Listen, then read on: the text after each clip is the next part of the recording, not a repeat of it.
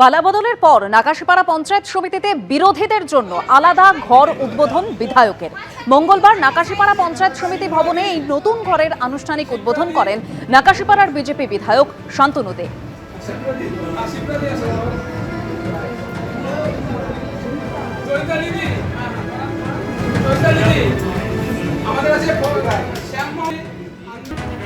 পুরসভার স্ক্যানারে অভিষেক বন্দ্যোপাধ্যায়ের সম্পত্তি 17টি ঠিকানায় ইতিমধ্যেই কলকাতা পুরসভার তরফে নোটিশ দেওয়া হয়েছে।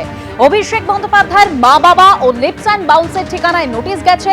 হরিশ মুখার্জি রোডে একটি ও কালীঘাট রোডের 2টি ঠিকানায় নোটিশ। এরই পাশাপাশি প্রেমেন্দ্র মিত্র সরণির 3টি, পণ্ডিতিয়া রোড ও ওস্তাদ আমির খান সরণির 2টি ঠিকানায় নোটিশ গিয়েছে। বিল্ডিং প্ল্যান অনুমোদনের কপি সহ একাধিক নথি তলব করা হয়েছে। বাড়তি নির্মাণ হয়ে থাকলেও অনুমতি নেওয়া হয়েছিল কিনা তা জানতে চাই এই নোটিশ। মুখ্যমন্ত্রী হওয়ার পরে কাল প্রথম উত্তরবঙ্গ সফর। কাল সকালেই শিলিগুড়ি যাচ্ছেন মুখ্যমন্ত্রী শুভেন্দু অধিকারী। শিলিগুড়ি গিয়ে প্রথমেই পার্টি অফিসে যাবেন তিনি, তারপরেই উত্তরকন্যায় প্রশাসনিক বৈঠক করবেন মুখ্যমন্ত্রী শুভেন্দু অধিকারী। কাল সকাল 10:30টায় শিলিগুড়ির পার্টি অফিসে যাবেন মুখ্যমন্ত্রী, তারপর সকাল 11:30টায় উত্তরকন্যায় প্রশাসনিক বৈঠক রয়েছে তাঁর।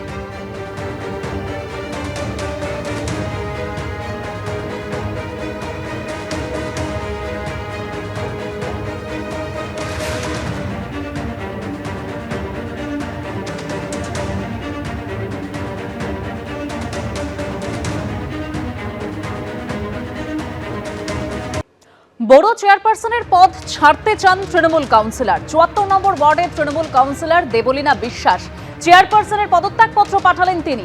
রাজনৈতিক কারণ দেখিয়ে ইস্তফা দিতে চান ববি ঘনিষ্ঠ।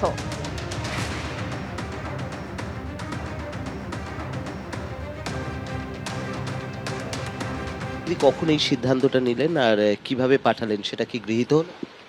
এই সিদ্ধান্তটা আমি গতকাল রাত্রেই নিয়েছি, কিন্তু আজকে যখন আমি চিঠি পাঠিয়েছিলাম বিকেলবেলা 4টের দিকে আমার লোক গেছিল অফিস থেকে, চিঠিটা আমি নিজেই লিখে সই করে পাঠিয়েছিলাম।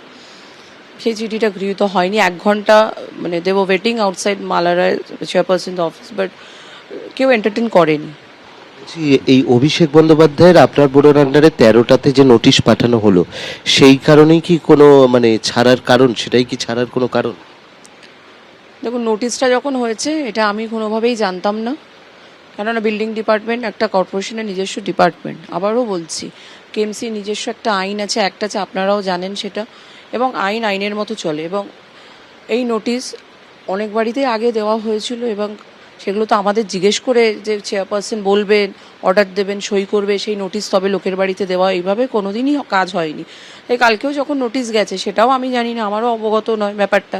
আমি যখন মিডিয়ার থ্রুতে দেখলাম জিনিসটা, আমি জানলাম। দেন সাডেনলি রাত্রিরে ফোন আসতে শুরু করলো, ইভেন টুডে মর্নিং ফোন এলো। আমি তো কালকে রাত্রেই ডিসিশন নিয়েছি ফোন পাওয়ার পর যে না, এইবার এই জিনিসটা ঠিক না।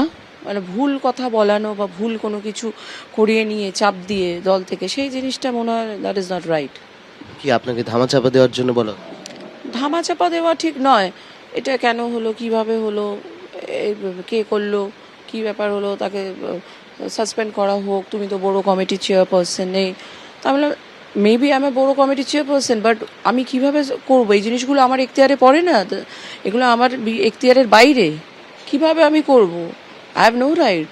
আমি যখন দেখছি তখন অলরেডি 8টা বাজে, আমি খবরটা দেখছি 8টা 8:30টার সময়। কারা বলছে এটা, নির্দেশ কারা দিচ্ছে? দল থেকে বলছে। সেই চাপেই কি আপনি ছেড়ে দিন? চাপে বলবো না, এটা হচ্ছে ভুল বলানোটার জন্য আমি ছেড়ে দিচ্ছি। এবিপি আনন্দ, এগিয়ে থাকে, এগিয়ে রাখে।